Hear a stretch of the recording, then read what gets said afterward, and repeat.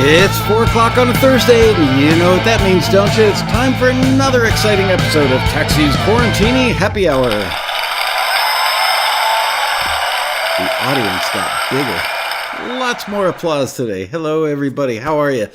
Today, we are going to talk about your workflow in the studio. Yay! Should be exciting. Let me see who's in the chat room. Say hello, a quick hello to everybody there, and we're going to get right to it because I think I've got a lot of material to cover today. We've got Jesse J. Peck, Bob Gunnerfeld, Kimberly Smith, Peter Rayhill, Stuart McClellan, Martin Gravel, Andre Stepanian, Brad Gray, Debbie Ward, Marianne Laird, Karen Brasher, Chris Anderson, Dean Turner, let's see, Glenn Letts, Riney Bear, Russo Emil. Where's Darren Moss been lately? I haven't seen him in the chat room for a while. Is it just me? Have I just not noticed him, or has he not been around? Hello, Tony Salazzo, Akira Canyon. The gang is all here. Got a little something in my throat. That's what I get for eating ice cream 10 minutes ago. Never eat dairy before you go on stage. Right, Jim Stamper? Okay, so, yep. Today we are absolutely going to talk about workflow in the studio, which I find funny because I'm an old analog studio guy, and I was never, the musician and the engineer and the producer on my stuff. I just was a console jockey, and you guys are, generally speaking, most of you are, the musician, the writer, the musician, the engineer, the producer, all of that. I've never done a full session in the digital domain. As many of you know, I recently got Logic Pro, and I'm just like scratching the surface. I'm learning my way around it. Haven't even tried to really build a track yet. I built one little intentionally dated disco track just to see where things were, but that's it so far. Mostly I've been playing with outboard or plugins because I just love outboard gear, and plugins are the virtual version of that. So let's just jump right into it. So what is the definition of workflow? Well, and all these are my opinions. I think I'm right about a lot of this stuff, but I do want feedback from you guys because you guys actually are doing it all the time. And this is just me applying what I would have done back in the analog days to what I think is how it would go in the digital world. But the workflow is the process you use and the steps you take to turn a musical idea into a finished song or instrumental. Good organization and pre-production will help you develop an organized workflow that will help you become faster, more time efficient, and more creative, ultimately. So, assuming that you're a Taxi member and you want to think about workflow in the context of being a Taxi member, first of all, almost everything I'm talking about today would be applicable to an instrumental track. It would be a different workflow, or probably an expanded version of the workflow if you had lyrics and vocals, background vocals and such. I may touch on that, but remember throughout this whole little exercise that it's mostly about doing an instrumental. Let's say, let's say that it's a dramedy track for the sake of argument, okay? Or you know what? Let's say that it's like a standard kind of pop rock track with bass, drums, guitar, keyboard, some complement of those things. So the first thing I would do if I were a Taxi member and I wanted to start thinking about workflow would be to read the listing that I'm thinking about submitting for twice, at least twice. You would all be shocked. I mean, you guys all know me well, and you've been to many, many, many of the Quarantini happy hours, and you know that 80% of the time when we don't forward material, it's because it's just not on target, sometimes shockingly off target for what the listing has asked for. So always read the listing at least twice and read it all the way through. Don't just like skim it and look, oh, there's a word that I understand. I mean, or that I relate to, I guess would be a better way to say it. Then make a bullet point list of the attributes mentioned in the listing. That'll make life easier for you as you go through this process rather than trying to reread the whole listing and you may skim over stuff or miss it. Just make a bullet point list and do it in a nice big font so that you can like tape it to a wall or something, keep it nearby you.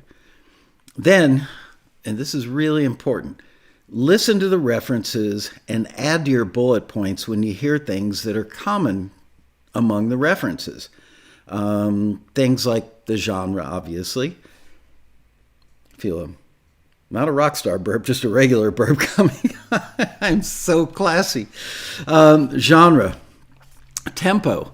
Usually taxi listings have three. I would say 80% of the time they have like three. I'm going to get into templates. Hey, hold on to your horses there. Okay, genre, tempo. So yeah, the three references, are they close in tempo? Or are they all like right on the money for tempo? What's the general rhythm? Make note of that. The groove factor. What are the attitude, mood, and emotion? Is it somber? Is it sassy? Is it emotionally upbeat? Is it melancholy? Melody and chord structure. Is it major chords, minor chords, and how the chords and the melody affect the mood and the emotion? Those things are just all critical. Sometimes the references will all be like emotionally upbeat, major chord stuff, positive feeling, happy melodies, and we will get people that will make submissions with a bunch of minor chords, and the piece they submit sounds like a funeral dirge. I mean, it might be sped up to the tempo of a pop rock track or whatever the tempo is, the average tempo, let's say, of the three references. So they'll just take something that's like depressing minor chord melancholy stuff and just speed it up. And no, that doesn't work. What key should it be in? I don't know that is always a consideration. Certainly when you're working on vocal stuff, it should absolutely be a consideration. Not only for what the singer, if you're the singer or somebody else is singing it, not just considering the key for what's comfortable for them to sing, but as I learned a few years ago from my friend Hookman, who's a hit songwriter, key is critically important in sometimes affecting the overall impact the song has. A singer might be able to sing it up here, but if the singer sang it down here, maybe the lyrics become more meaningful. Maybe the voice becomes more gravelly. Maybe the voice has more gravitas. I used 2 words in a row with GRA. That was impressive. So consider the key. It might play a role when you're considering, when you're working on an instrumental track. Probably not as much as if you were working on a vocal. Instrumentation. Critical, obviously. You could refer to a list of favorite virtual instruments that you might use for whatever genre you're going to work in that day, and write them down. Write them down in the order that you'd overdub them in. That helps you save time and mental focus when overdubbing, so you don't waste your brain and creativity searching for the right sounds, right instrument selections. You've already got them there. Somebody earlier mentioned templates, and I will talk about that in a minute. But a template would obviously solve that problem. Let's say that you've already worked on dramedy tracks before, and your project today, your session is going to be dramedy again. Well, obviously you would want to pull up your dramedy template, but we'll talk about that because that will save you a lot of time. Consider the length. Consider the structure. And consider the dynamics. So have I created a visual aid for today's show? Why, yes, I have. And there it is. There's my visual aid right there. We're talking high-level TV production here, folks. There, I'll get it. Nice and level. Everything's backwards. So these represent sections of the song. I don't know that I could actually call them bars. But so you start here and you come in with minimal instrumentation.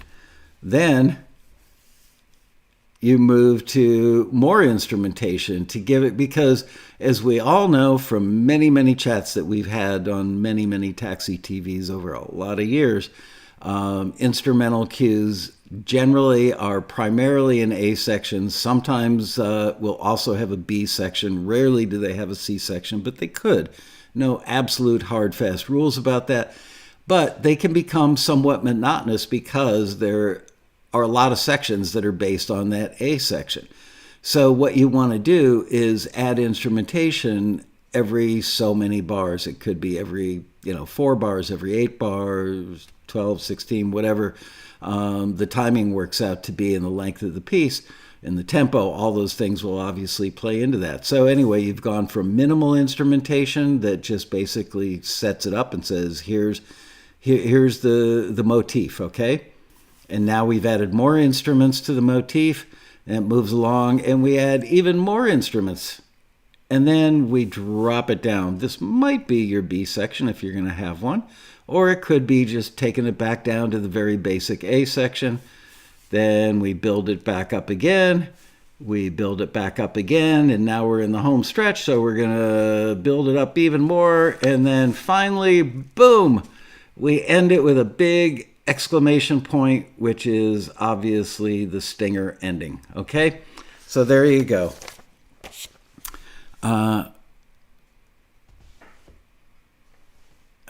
No, we're not learning Mandarin. we're talking about workflow, John. And this is my take on workflow, having never actually done it in your world. This is taking what I used to do 35, 40 years ago and imagining how I would apply it to doing a session where I'm the musician, I'm the producer, I'm the engineer, and we're doing it in like Pro Tools or Logic or Studio One or something. The next thing I would think about is titling the piece of music. Because if you can come up with a good title, that'll help keep you focused on what it's supposed to be. I watched this happen in the studio so many times where I'd be working with an act and they would actually be writing in the studio, and a song would start out, somebody would go, hey, I've got this cool riff. And it would start out to be one thing and it would morph into another thing. Oh, that was the ice maker. And that was okay in the context of making a record and being all creative. That's fine. But when you sit down to respond to a taxi listing, you're responding to a specific request from an end user, a customer, which is oftentimes a music library, publisher, music licensing company. You want to give them what they ask for. So if you come up with a title, let's say you're going to do a surf rock thing. So if you came up with a title like Wax Your Board or Surf's Up or, I don't know, Peachy Beachy. No, that one wasn't so hot. It's hard to do this live and be, like really witty and creative and make sense all at the same time. I'm working on it.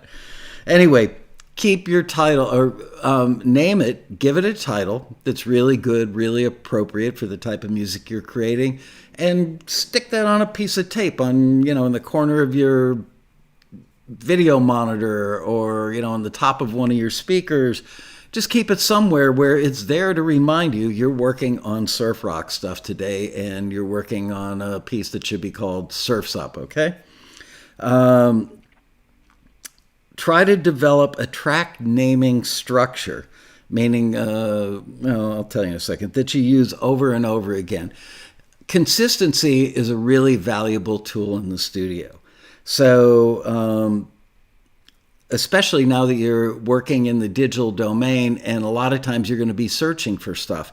So if you can try and title all your stuff in a similar way, like Surf's Up, full track, full mix, or something like that, rather than, calling one version of it Surf's Up, another version Surf Tune. Stay consistent. And always come up with like full track, or if you're getting into doing stems later, naming the stems consistently. That way you don't have to try and remember what you named something 6 months ago, because it'll just be easier to come back to you if there's consistency in the way that you name your stuff, not in the titles you create, but in the way that you name your session. Okay. Let's see. Don't use the full track, full mix part. We see this all the time at Taxi, where people will title their stuff "Surfs Up," full track, full mix, Sunday night, final, and submit it like that. And that's what goes through our system and would ultimately go to the end user client. It's not the world's worst thing, but it looks a little unprofessional, because people who are kind of doing it all the time wouldn't make that mistake. If you're new to the game, but your music is great, and they see that, they're not gonna like go, "Wow, I'm never gonna sign this person or work with them again." But they might say, by the way, you shouldn't add all those other things. Those are things that help you find the track on your computer, but won't help you sell the track or get them excited about it, and probably won't help them find it later either. They may code it their own special way. Some libraries will do that, obviously. Lay down a click for the duration of your piece, and don't forget to include a count off. I can't tell you how many times I would see that happen with assistant engineers that I would train. After they'd worked with me for 6 months or a year, I would let them engineer a session with me sitting next to them or behind them. And they would forget that sometimes you just want to bang right in on something. So having somebody bang right in on the downbeat of the first bar, then there's no click leading up to it. So if later you've got a vocal line, for instance, that's going to start on the and before the one and lead into the song, just vocal, then boom into the song, can't do it. So make sure that you have at least a measure of click before the track starts. Some people, and you guys can tell me later when I'm done with this list, we'll talk about how much of the stuff I got right or how much I'm off base. Some people lay down a basic scratch track. They have an idea. Maybe they're, out for a walk or in their car, somewhere not sitting in their studio. They have an idea. They pick up their phone and they go la-di-da-di-da, la-di-da-di-da. And then they eventually go back to the studio and they take la-di-da-di-da and they dump that into a session on their DAW and use that as the basis to build other stuff, just to see where they can take it. So they're essentially just laying down kind of a scratch demo. I think that's not a bad idea. Other people don't work that way. Maybe they're more experienced and they don't need to go through that step, or it just doesn't work for them. So some people just lay down, start building the track right then and there. And I think, I could be wrong, but I would lay down the foundational stuff. So let's say that you're working on, a pop rock track. What are the foundational elements of the pop rock thing? Instrumental, by the way, again. Obviously, bass would be part of the foundation. Drums would be part of the foundation. So just my own personal preference is I would start with the bass and the drums. Again, I've not worked in the digital domain where I'm the songwriter, composer, and the engineer and the producer. So maybe I got this stuff wrong and I'm basing it on my old world workflow. But lay down the foundational stuff. Times that I worked with artists where we were building a track from scratch. We weren't doing like a full band record or even partial band record and then overdubbing. That's what we do, is we would probably lay down the click track and then start at the top and lay down the bass player, the drummer, and maybe a scratch guitar where we had the amp isolated so it didn't bleed into the drums, just to give the drummer something more to work from than just playing with the bass player. I'm reading my own stuff here to make sure I want to use it.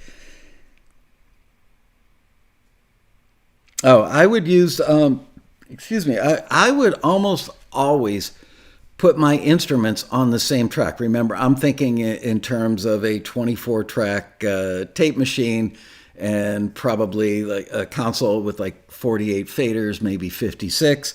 So I would almost always, do you guys know this? You may not. Do you know why more engineers than not put the bass guitar on track 1 of the 24-track tape machine?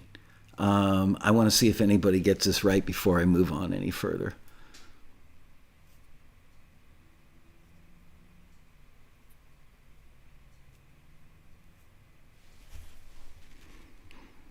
Dying to know if this is like so old school information that nobody even thinks about this anymore, because you wouldn't have to in the digital domain.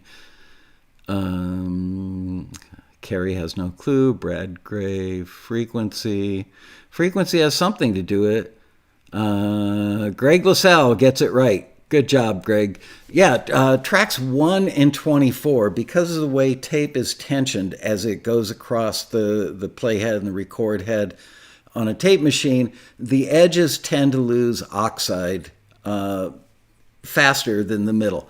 It wasn't such a big issue as tape formulations and manufacturing got better over the years, but certainly back in the day, the oxide would literally wear off from going, through the guides and over the heads time and time again in super fast rewinds.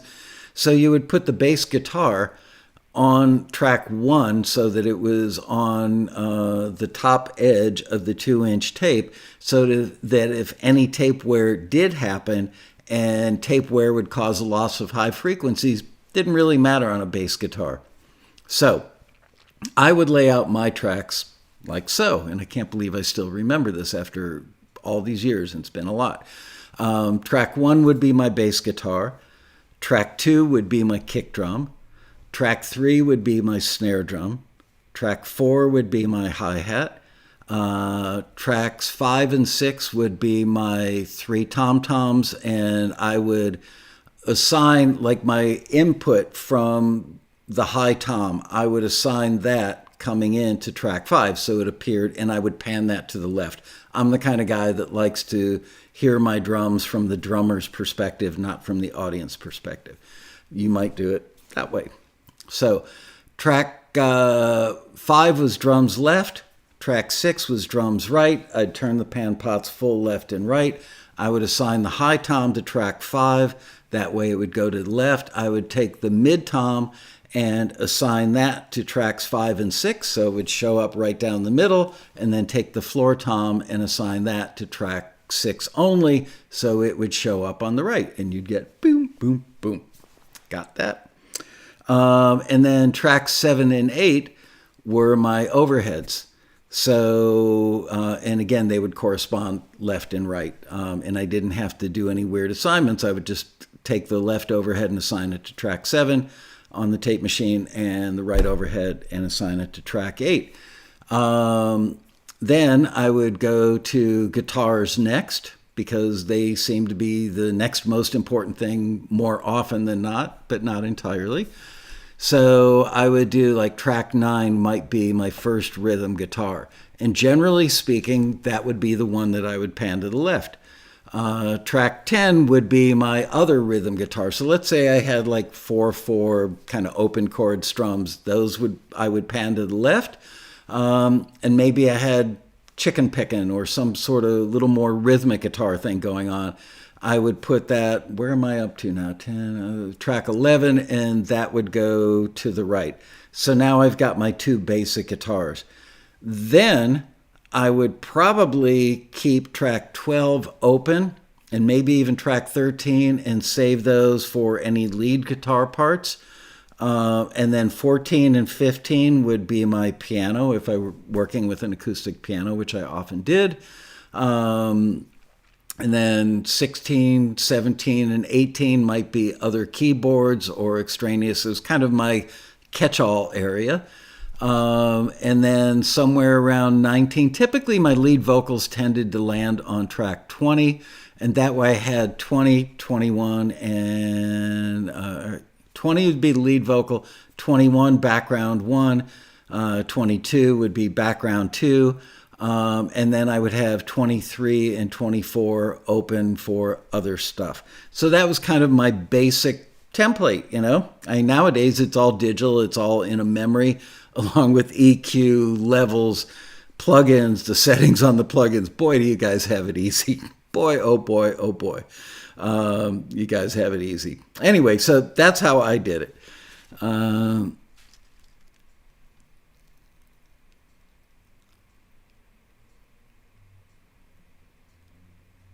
Actually, there wasn't a lot of wow and flutter on those outside tracks. Tape machines got really good. Kind of as the industry transitioned from 16-track machines, they started getting pretty darn good about that stuff. Once it got to 24-track machines, especially like the second or third generation Studer multitracks, the MCI multitracks. Let's see, what else was there? I don't know. I never used. So Ampex made a closed loop 24-track on 2-inch. I don't think I ever did a session on one of those. Anyway, that stuff. Wow and flutter weren't a big issue. If they were, we had a tech department, we'd call them. But, the machines were just getting really sophisticated back then as far as the transports. The transports were pretty solid. Have I ever seen a worn-out tape head, or were they automatically replaced after a set time limit? They actually had tools that they would measure.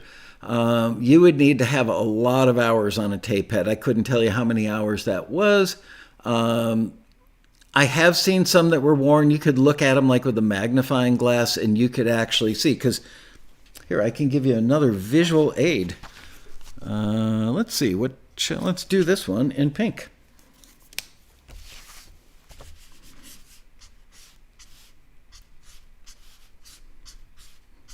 Just entertain yourselves while I draw.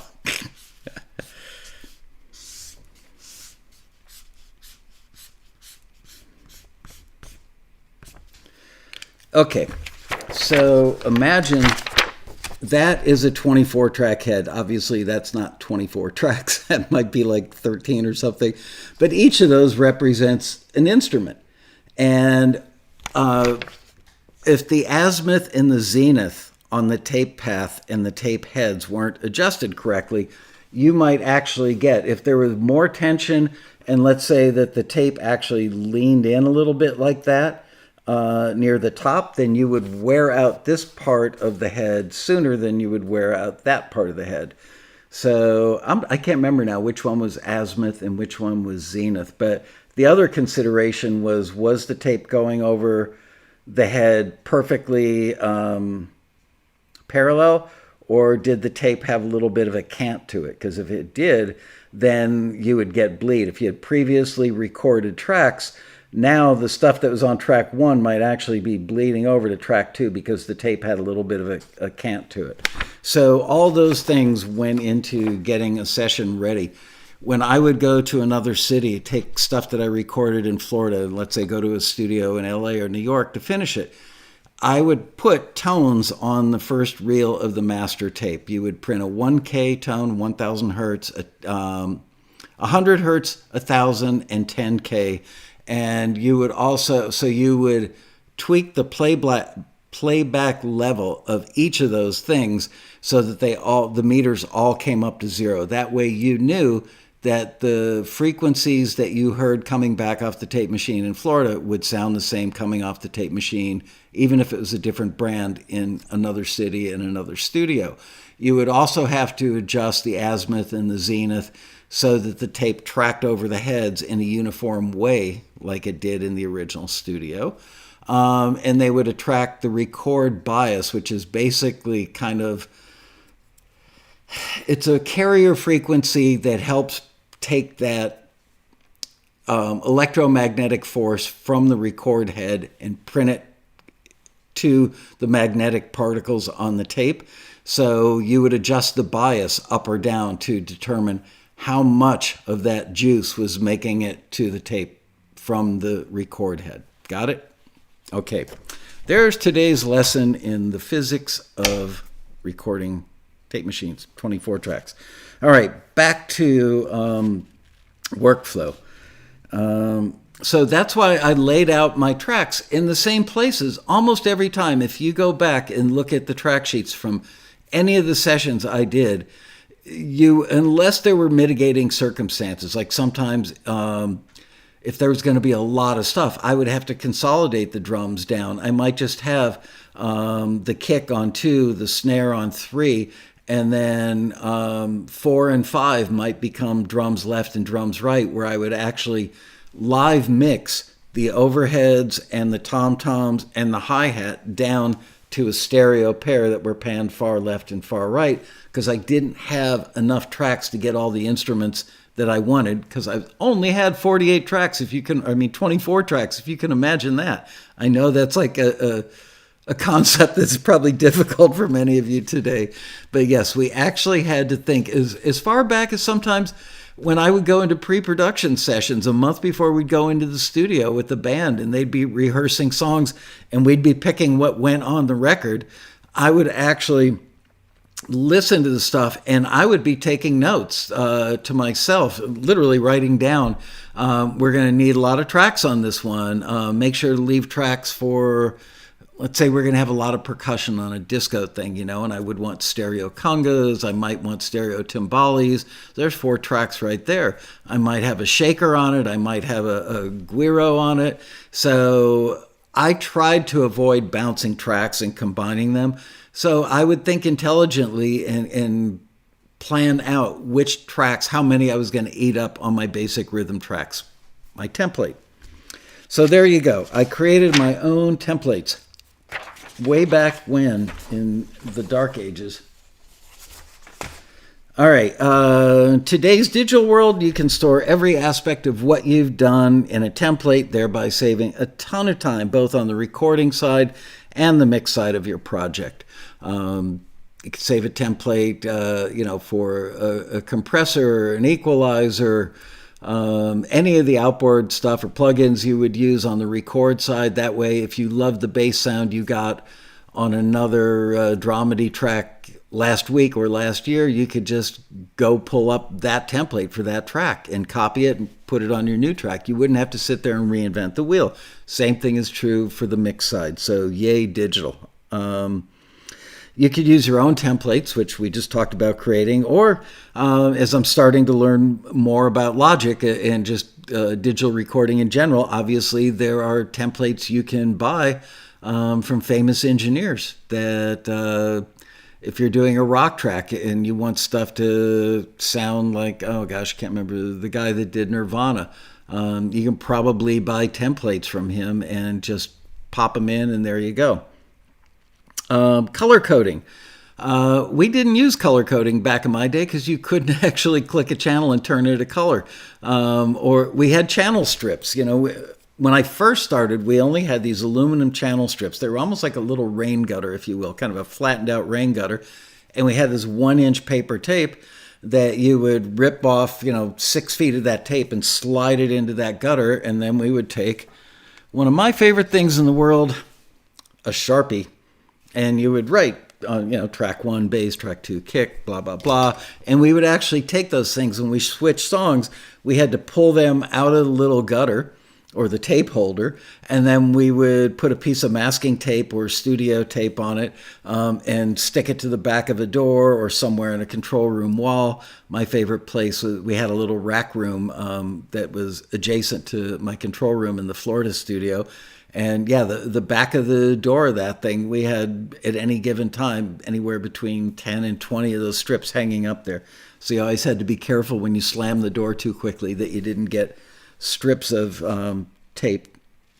And you always wrote the song title somewhere on that tape so that you didn't put the wrong one in. Nowadays, you can color code it. And yay, even better, color coding groups of things. Let's say that you've got a submix, a background vocals, and you're writing 3 or 4 vocal tracks all off of one fader because you've got them bussed and subgrouped. So you could make those all pink so that just intuitively the eye goes to it and you know that if you move this pink fader over here, if you There you go. If you move, I'm trying to do it in perspective, but if you move one fader over here that controls a group over there, this is pink, those are pink, you know that it's all part of the same subgroup. You could do, obviously, background vocals would be one color, guitars another, drums another. And you can type in what the track names are, and I think most DAWs now, maybe all of them, you can have little emojis, if you will, of an acoustic guitar or a grand piano or an electric guitar, or whatever. So all those things are there to make your workflow easier and to make you more efficient, so that your eye just naturally goes to things. You don't have to sit there and figure it out. All great stuff that I wish I had back in my day. Although, because I templated my own stuff for my own workflow that was comfortable and made sense for me, and I'm sure I learned it from one of my mentors back then, I could literally shut my eyes and mix because I knew where everything was all the time. Rarely did I vary from that setup or that template. So a lot of times I could be having a conversation with somebody and turning knobs or moving faders because my hand just knew where it was, almost like a blind person would do with Braille. Or, as a matter of fact, I worked with a French artist who was huge back in the day in France and in Europe, a guy named Gilbert Montagnier, and he was in fact blind. And he was amazing. He would sit down at my console. He'd come back in the control room after doing a vocal and say, "Oh, Michael, can I sit in your chair, please?" And I'd put him in my engineer's chair, and he'd say, "Okay, take my hand and put it on my vocal fader, and now move it to where the bass is." And I would literally, he would stick out his index finger, and I would take his hand, and we would go down the console, and I would say, "Okay, this fader is this, that fader is that," and then play back a rough mix so he could hear his vocal, and he would start mixing to get the mix where he wanted to hear it, just by touch, just from one introduction to those faders. Amazing. Michael Stevie Wonder Lasco. Shirelli has worked with Stevie Wonder now. He doesn't talk about it much. They're pretty close-lipped. I think that Rob is required to be pretty close-lipped. So I don't get a lot of details, but I do know, and he's mentioned, I think, on the show before, that last couple of years or more, he's been working on and off with Stevie Wonder, which is incredible. At one point, there was discussion of Stevie doing a duet album with another huge star from that time period, and they were talking to Rob to see if he could do it. Rob was already booked on other stuff, so he was juggling. We'll see. I hope it works out, and I will be really envious, but really happy for him. Okay. Determine which instrument should be your foundation. That'll be dictated by the type of music, obviously. If you're doing a swampy acoustic track, again, instrumental, it might only be one or two acoustic guitars and then maybe like a bottleneck slide on a dobro. It might only be 3 tracks. So if you're doing a pop rock piece, it could be the full band, and we would go back to, bass on 1, kick on 2, et cetera, et cetera. But your foundation could be really helped by using a template from a previous session. I think I've already said that. As you're overdubbing other instruments, something we didn't have to worry about back in the day, we had to worry about taking the tape machine on the auto locator, which is the remote control for the multi-track tape machine. We had to worry about taking a track out of record mode, because if you just finished doing a lead vocal and the vocalist says, "That's great, that's a keeper, that's what I want," and your assistant didn't take track 20, if they didn't take that red light off, and then you went to overdub, maracas, and you put the machine in record, you're going to record maracas and you're going to record tape hiss over the lead vocal. So we had to worry about that, but you guys don't. But you do have to save your session. So I once had a laptop, 2 laptops ago, that for whatever reason, about 3 times a day, it would just die. It would just go black. So literally, I would have to write something, save, write another sentence, save. I remember a road rally about 3 or 4 years ago where I was working on the ballroom schedule, and something distracted me and I didn't save, and I lost like 3 hours worth of work because I wasn't constantly saving. So yeah, I'm sure you guys, you've probably all learned that lesson the hard way, right? So when you feel like you're all done, this is a great workflow thing that I think would apply to you guys today in the digital world. When you feel like you're all done and you're about ready to mix, do a sanity check. Sit down and listen to it and think to yourself, do I really need all this stuff? Really? I know today's world is just much easier to automate mutes and stuff and keep it. I find that it's kind of like cleaning out your garage. You will become a hoarder, a track hoarder. There you go. I just coined a new phrase all by myself. A track hoarder. Don't become a track hoarder, because the temptation keeps coming back to use that stuff. And we all know the axiom, less is more. So do a sanity check to see what you really need before you start mixing. In my perfect world, the way I used to work, and it doesn't exactly apply to the digital world, but I think that there's something to be learned. I would go through and spend 2 or 3 hours cleaning up that Melanie record I played you because it was all live. I would do stuff, and we didn't have automation, or the automation we had was incredibly basic and barely worked.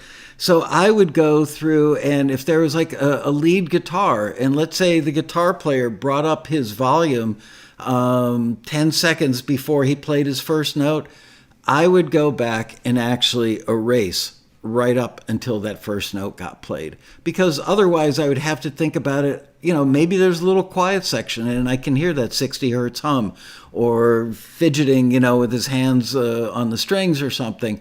So I would go through and literally clean all that stuff up. Did I occasionally make a mistake and wipe the first note of a guitar solo doing that because I would try and get really close to where that first note came in?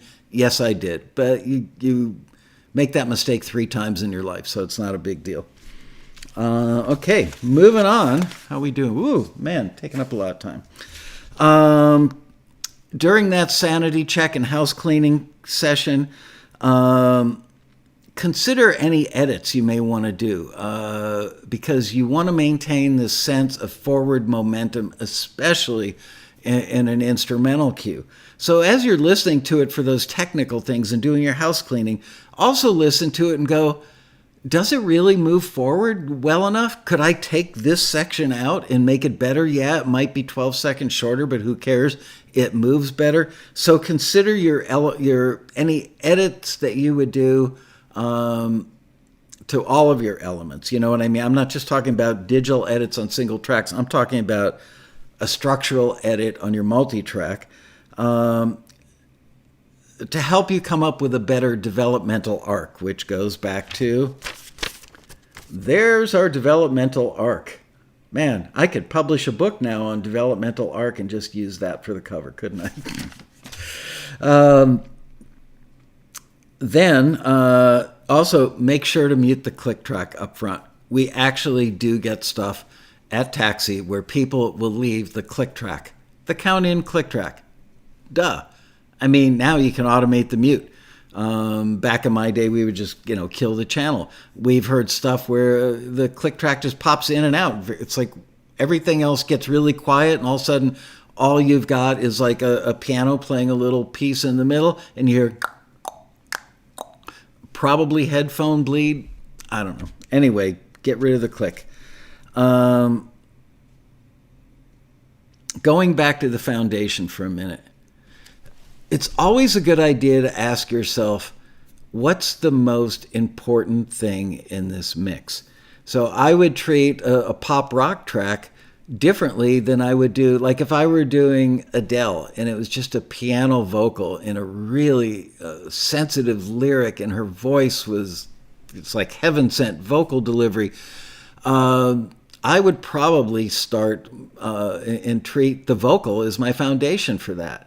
The piano is secondary. The vocal means everything. So I would get my vocal sound. I would work on the EQ. I'd work on the compression. I'd work on the reverb. I'd work on the level, be really cognizant of the level, because that's the main thing. It's the most important part of your foundation. Then once you've got that, lock it. Keep it right there, and then bring in the piano and work on it. So different workflow for different types of music, different productions, different arrangements. Knowing keyboard shortcuts. I know this seems almost ridiculous to talk about, but let's say you want to save a track. Do you grab your mouse and go up to the menu bar at the top of your screen and go to File and then down to the pull down and do Save? No, you do Command S, right? Boom. Well, I'm sure there are a million shortcuts, keyboard shortcuts for any of the DAWs. The more you use them, the better you become with them, the more intuitive, and you don't even have to think about it.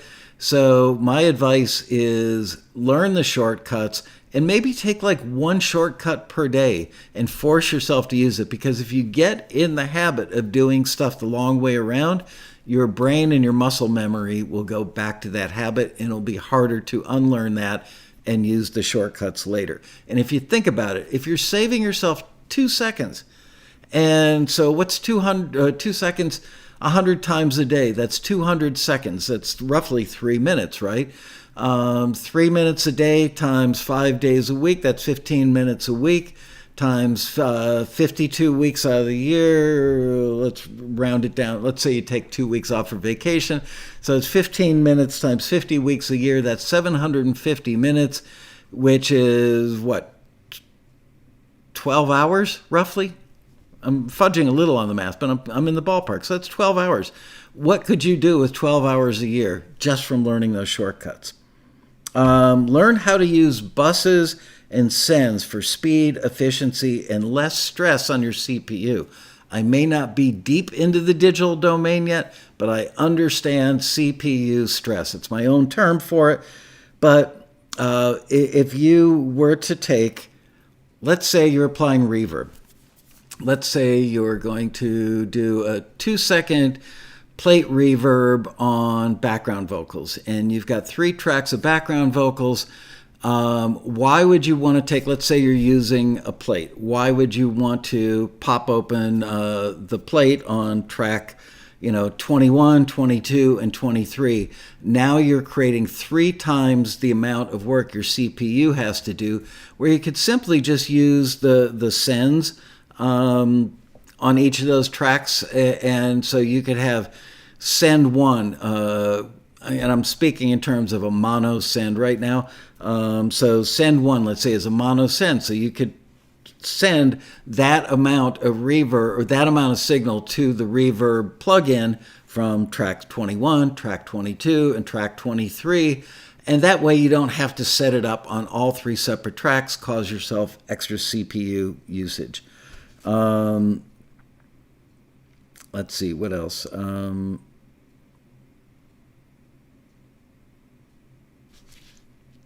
Oh, and by the way, do they even have, I haven't even looked yet on Logic. Back in my day, consoles like SSLs and MCIs and Neves had things called effects returns. So you didn't have to use a pair of faders. So if you were to send a signal to a plate reverb, the signal from the reverb didn't have to come back to 2 faders. You could do it that way if you wanted even more control. But a return was basically like a pair of volume knobs, and the signal would come back from there. It'd be just volume and a pan pot. So you could have returns 1 and 2, panned left and right, get the volumes to be equal so that if you did on the plate and you wanted it to decay evenly on both sides of your monitors, you would just tweak the returns until it got balanced out. I'm not even going to go into stereo stuff because I'm running short on time.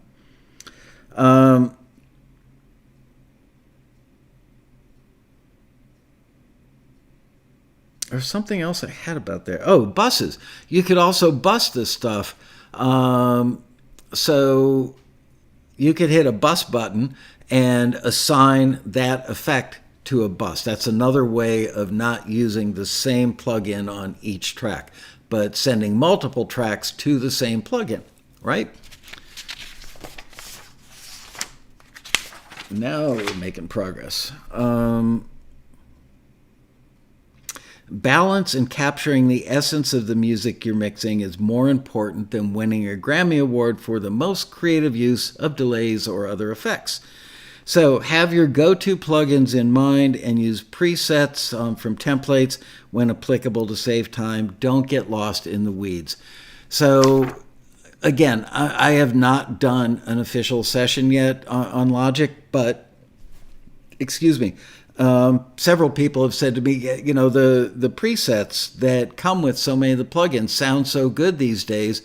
It makes sense to me. We didn't have presets back in my day. We would take pictures with a Polaroid camera. But you could just go with the presets. Go with the presets, and then once you've got the mix like 95% done, then sit down and go track by track and go, okay, is that plate, is the decay time a little too long in that preset? And just go in and slightly tweak the preset. But what you don't want to do are any substantial changes, because then you're going to alter the entire balance of that mix. You might be shocked, but, taking the reverb, plate reverb on a lead vocal, and dropping it from like a 3.5 second decay back to like a 1 second decay is going to do major stuff to where that vocal is front to back in the mix relative to the other instruments in your aural horizon or spectrum. So you may hear it in solo by itself and go, that's too long. And, I don't like the length of the decay in that preset. So screw Chris Lord Alge. I'm going to, knock it back to 1 second decay.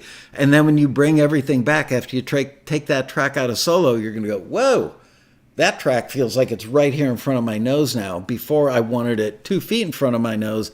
Now it's right here. Why? Because you've shortened the decay time on the reverb and it affected everything else in the mix. So if you are going to use presets and you're going to tweak them incrementally and keep going back and forth out of solo back into full mix to see where you are. After the mix is complete, step away for a few hours if you can. Go to bed, wake up and listen to it the next morning after you've had a cup of coffee or a shower or something to wake you up. And listen one more time for any fine tuning, but don't go down the rabbit hole.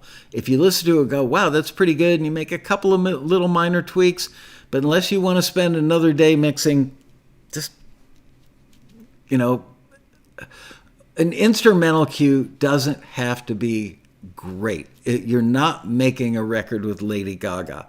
I don't want to cheapen instrumental cues. I don't want to denigrate them in any way, shape, or form, but the bottom line is they're not as important as a Lady Gaga record. You don't have the time, you don't have the budget. So, a 95% perfect mix is just fine. And check it out. If you've got a pair like Oratones or another pair of monitors in the studio, you could put it on your phone and listen on earbuds because you probably know your earbuds pretty well. You could go listen to it in your car. You know what your stereo in your car sounds like. So you want to see if it sounds pretty good. Are the balances, the bottom, the mids, and the high end pretty similar? Obviously, earbuds aren't going to have the same kind of bottom end that a pair of NS10s would, but you know where the bottom end should be in those earbuds, so that's why you check it. So it's also a good time to make any final tweaks to any of the effects. Oh, I mentioned this already. Small incremental changes. The good news is a luxury that you guys have that we didn't have back in my day is everything's non-destructive, meaning whatever you change can be changed back to the way it was, exactly the way it was.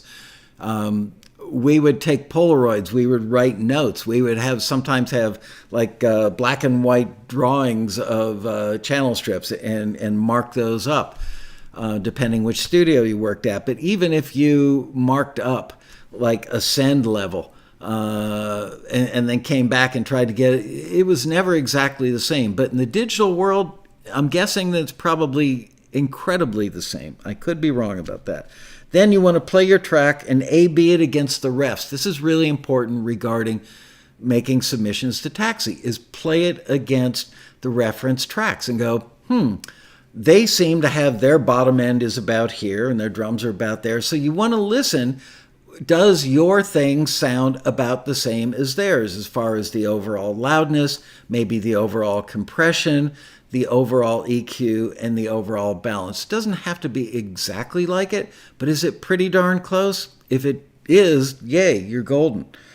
Then go back as one of your last steps. Read the listing or look at your bullet points again to see if you need to add or subtract any tracks or elements. This is a good time to take one more critical look. Did I hit the target? Does it sound like it would go in a playlist with the refs? Does it hit the emotion or the mood that the listing asked for? Does it sound sonically like the refs? All those things. Take one last look. And then when your mix is done, that's the time to create stems. That's a whole, we could do a whole hour on just stems. As far as mastering goes, because I know somebody's going to say, should you master it? There's a bunch of great mastering software out there. I've probably watched 10 videos of demos of mastering software. I've not used any myself in the digital world, but I know from a lot of you guys and a lot of my friends who are pro engineers that mastering software has gotten really, really good. But it's kind of like throwing knives. If you know what you're doing, throwing knives is great. If you don't know what you're doing, mastering software could just destroy everything that you've worked for. Good news is, once again, it's non-destructive. Or you could just take it out of the chain altogether. Next to the last step, add meta tags as part of your workflow. You've got to do this as part of your workflow. Some of the basics: your name, the title of the track, your email address, your phone number. Those are critical. Any co-writers that are on it, the splits, your PRO and your PRO number. You could also add the genre, although most libraries will want to do this on their own. But for your own search purposes on your taxi profile, on your taxi account, you could add pop rock. You could say emotionally upbeat pop rock, or melancholy, or dark, or haunting, or whatever it is. That way, if you get a request someday and somebody's looking for a dark, haunting track, you could just search your own stuff by dark, haunting. I find that a lot of people don't really accurately describe their music. Why that is a thing, I do not know, but it's a thing. So I think a lot of libraries prefer to tag it themselves as far as the keywords. Frankly, I've gone into a lot of libraries and listened to their stuff, and sometimes I wonder if they've got, frankly, it's something that they should probably fix. A lot of libraries, the keywords sound to me like they don't match the music, and I'm guessing that they're probably having interns do it. They probably have an intern do 2 or 3 pieces of music, go, okay, you've got it, and then turn them loose. They don't got it. I hear a lot of stuff that's improperly tagged, not from a technical standpoint as far as like, the co-writers and the contact information on stuff. I'm talking about the aesthetic stuff, the genre, the keywords that describe the music oftentimes are not that good.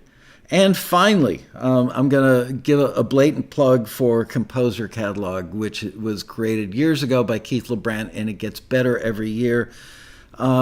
You want to do your housekeeping and your paperwork when you're in the moment, because if you finish that session and you ship that thing off for a taxi submission or to a library, and you don't put it in Composer Catalog, or at the very least a spreadsheet, if you don't do it, then you're probably never going to do it, because you're going to get excited about working on the next thing.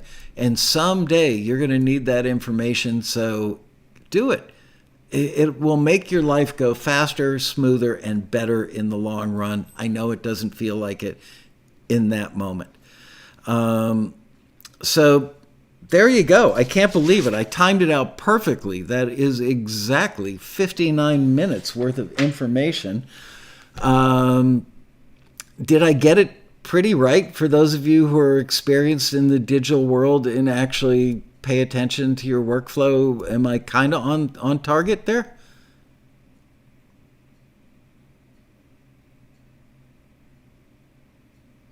Oh, that's right. Tomorrow is Taxi's 29th anniversary. There you go. Thank you for remembering that.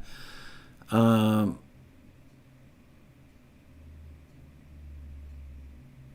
target. Okay. Read the listing 3 times. Put the reference track in my DAW for A, B. Find a matching drum loop for tempo and feel.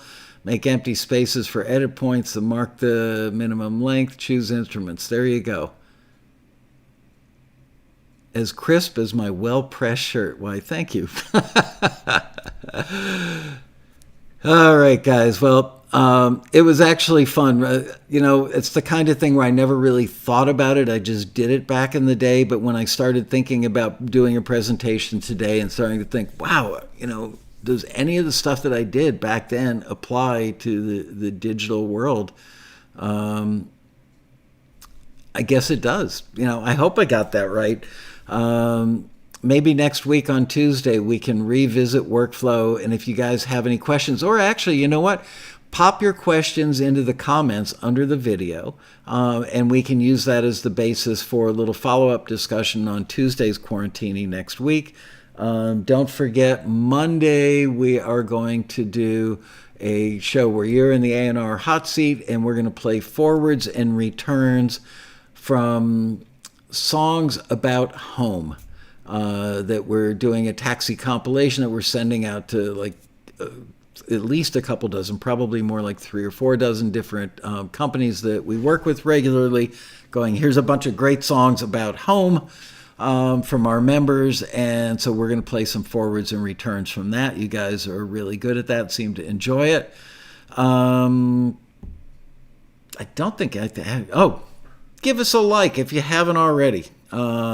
Would really appreciate that. And if you're new to Taxi TV or the Quarantini Happy Hour, hit that red subscribe button. We are getting really, really close. I think we're like 16,800. I don't know. We're like a handful of people away from 17,000 subscribers.